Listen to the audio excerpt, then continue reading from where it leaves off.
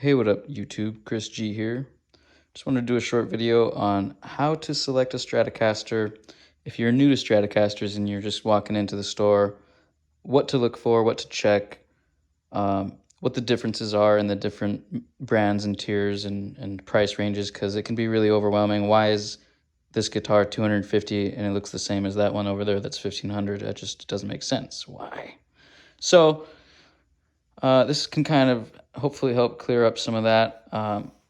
So the Fender Stratocaster was designed in the 50s and has been huge. It's been copied. Anybody you know who plays music knows what it is. It's a Fender Strat, man. So you've got Squire, which makes the lower tier guitars that are making the guitars available to the masses for a very low price. And then you've got the mid tier, which is this one here, which is made in Mexico. And then you've got the American tier, which is the top tier, which is made in USA. And the Americans are about $1,500. These are current prices. And the made in Mexicos are about $699, $799, depending on which model you get. And the Squires are anywhere from $180 to about $299, depending on which model you get. So the key differences are obviously in the lower end, you start getting into material quality. From when you go from like a Squire to a made in Mexico, number one things you're going to see is just the quality of the materials is going to be different. You'll see different, you'll see lower quality pieces of wood on the fretboard. You'll probably see a plastic nut. You'll find that the tuners, while they work okay, they kind of tend to not stay in tune as well as, say, a made in Mexico or an American Fender. Some people will buy the cheaper guitars and then kind of fix them up and make them into a really reliable, beautiful playing instrument. Or some people would just rather buy the higher quality piece right out of the gate. Now, if you have a kid, it's great to get them the cheaper option, because by the time that they wear that guitar out, you'll know whether your kid is serious about playing or not. Did he practice it? Did he learn anything? Is he good? Was he interested? And if you know that, then you should feel comfortable enough to go up to the next tier. Some people stop at the next tier, like this one here at the Made in Mexico. Some people play these things. There's professional artists playing these in the studio and on stage. The jump between the Squire and the Made in Mexico is really the material quality. You'll find that the Made in Mexico versus the Made in Americans, there are differences, but it's mostly in the little things like hardware and fit and finish. The guitar themselves is a Fender Stratocaster. Leo Fender would play one and be like, this is a Fender, you know? There's no significant difference in dimensions or anything between a Made in Mexico and a Made in American. I've been told stories from luthiers and guitar techs, some of which have worked with famous musicians, that the only reason that they moved the factory down to Mexico was so that they could get access to more paints, because the EPA was on them about the lacquer paints they were using on their guitars. They were also on the automotive industry about that as well. So it was cheaper for them to call Mexico their new home and paint bodies there. Now, when I was a kid, I noticed this firsthand, because when I would go to the Guitar Center in, say, 2003, 2004, I was probably 8, 9 years old then, I noticed right off the bat that the Made in Mexico guitars you could get in a huge variety of colors. It was like a rainbow on the wall of Mexican-made Fenders. And then you'd get the American Fenders on the top shelf, and there would only be 4 or 5 different basic colors. So the paint is a really big thing. A lot of people say that the Made in Mexico paint is a lot better than the paint that we have here. Could be wrong. You guys can correct me in the comments. I would love to talk about it and learn something. So love your insight on that. So the difference between the made in Mexico and the made in American guitars. A lot of it is the fit and finish, and I'm going to go over that here. So, fit and finish would be like, how long is this body on the polisher for? How much time do they get to spend on every single little part that makes your guitar your guitar?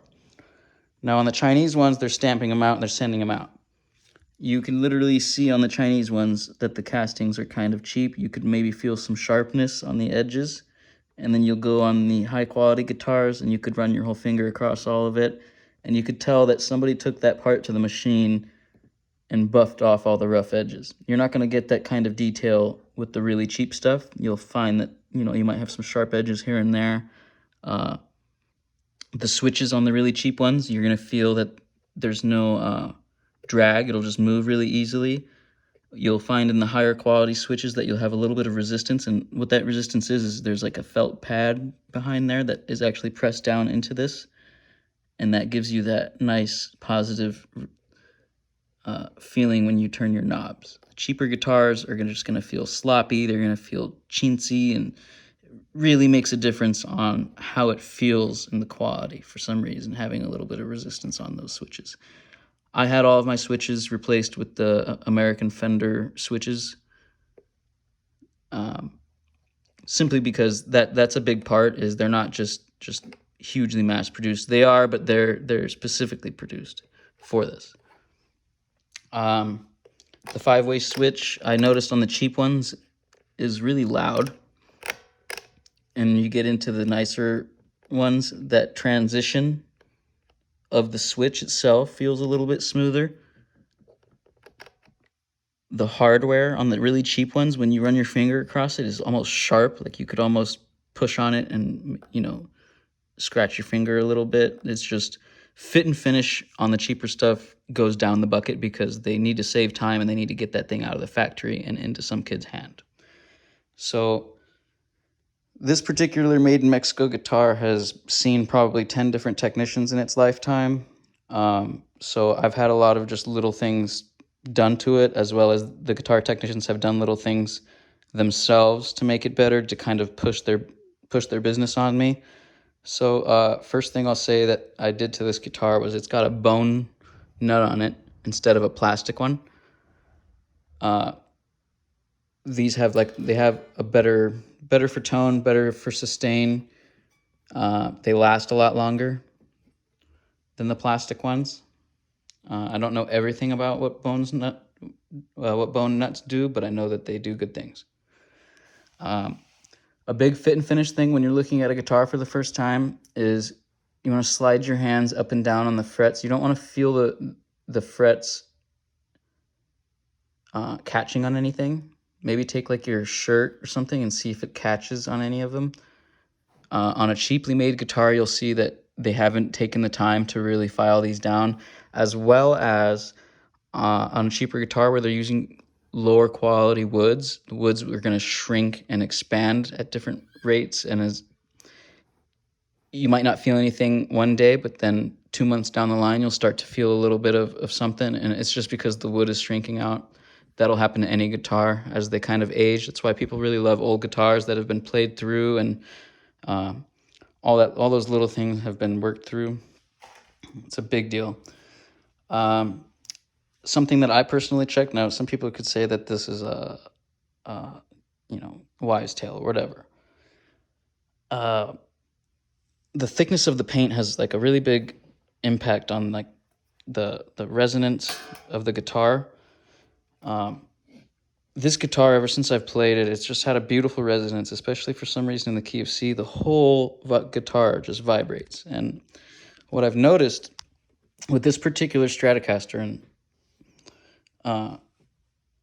when you're in a factory and you've got a million different parts being made and they're all matched together, sometimes you get one that's just dead on and it's just right. I don't want to talk like this is the best one in the world. It's not. It's just it ended up being a really good guitar and beautiful sounding and beautiful tonal, characteristics, and it's an awesome guitar. I love it. What I noticed, you can feel every vibration in this guitar no matter where you knock on it. So like if I was sitting in my hand, you knock it here, I don't know if the phone will pick this up. It sounds exactly the same.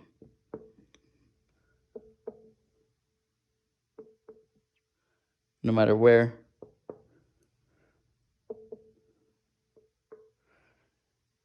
And every vibration, every time I knock on it, you could feel that up here as well. It just, good pieces of wood, good pieces of tone wood. The whole guitar is very resonant, and it's just good. Something, I lost my train of thought. Tuners. These are not the original Mexican tuners. And the reason for that is my original Mexican tuners stopped holding tune. And the number one thing you're going to find between an American Strat and the Mexican Strat is that the hardware isn't really that great. So you want to replace your switches and replace your tuners and put a bone nut if you have the Mexican one, and then you basically have an American Stratocaster, in my opinion. You're still going to have, on let's say a Fender Custom Shop, these are going to be buttery smooth. You're not going to feel anything. Everything on the guitar is just going to be, you'll never see any of that flashing I was talking about on here where, they actually stood at the bench and ground off every little sharpness, every little whatever. They did it. They had the time. They were getting paid really well to do it. That's why those are $1,500. Now, I personally feel like the savings you get with a Mexican and then just kind of going over the little things that make a Mexican not as good as the American, you'll be golden. That's pretty much my information on one of these. I'm not a guitar tech, so as far as action and stuff like that, just play the guitar. If it buzzes, let them know about it. When a guitar is brand new and it's being shipped, they're not always shipped at the correct temperature. They're not always shipped with the best care. They're not always shipped, with the fact that there's a guitar in that box. So most damage that you see on guitars brand new, it'll come right out of the box, screwed up. And the technician at the store will fix it up a little bit for you, and then they'll put it on the shelf, and then people kind of play it in, and you'll notice that some of the guitars at Guitar Center really don't play that good. And it's really up to the buyer to say something and have it set up so that you can really play the guitar the way that it was meant to be played. And you really want to play it a lot and get it broken in and get your hands around the wood, get the moisture, get the oils, get all that stuff into it so that everything starts to work itself out. If these frets start protruding a little bit,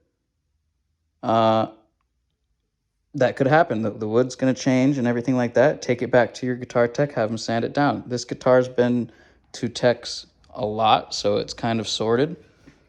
The rest is just kind of what I feel like doing with the pickups and preference and all of that. But yeah, hopefully I gave you some information on the 3 different stages or 3 different tiers of Stratocasters that you'd see if you walked into a Guitar Center.